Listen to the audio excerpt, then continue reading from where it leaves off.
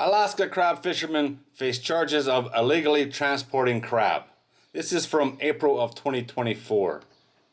A federal grand jury in Alaska returned an indictment charging the owner and captains of two crab catching boats with illegally transporting crab from Alaska in a violation of the Lacey Act. According to court documents, crab vessel owner Corey Porter and Justin Welsh and Kyle Porter, who skipper the two vessels, are facing charges and some stiff penalties. In February and March of 2024, the vessels harvested more than 7,000 pounds of tanner and golden king crab in southeast Alaska.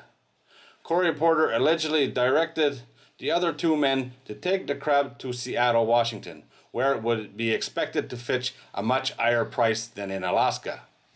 None of the harvested crab was landed at a port in Alaska or recorded on a fish ticket, which is the requirement under state law. The crab was allegedly taken through Canadian and Washington waters.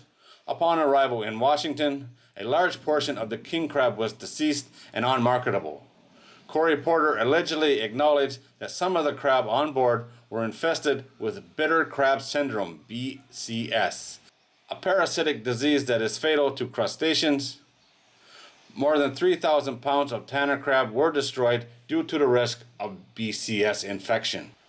Court documents allege that had the crab been properly landed in Alaska, the harvest would have been inspected and infected crab would have been sorted out and disposed of before leaving Alaska. Corey Porter is charged with 2 counts of unlawful transportation of fish or wildlife, and Justin Welsh and Kyle Porter are each charged with 1 count of the same violation. These offenses are punishable with a maximum penalty of 5 years imprisonment and a $20,000 fine per count. Wow, this is crazy. I understand trying to sell your product for more money. I get that, especially with there being so little crab on the market and there being a need or a market for live fresh crab. But they went around it all wrong. They obviously did. I never heard of this BCS, bitter crab syndrome, before, but it really hit them, that's for sure. They lost 3,000 pounds of tanner crab because of it. I've said in videos before that there is a really good market for live crab, especially king crab. I don't know about the other crab, but these guys went about it all wrong, that's for sure. And most of it was dead by the time they got it to Seattle anyway. Some huge fines involved, that's for sure. $20,000, okay, that's one thing.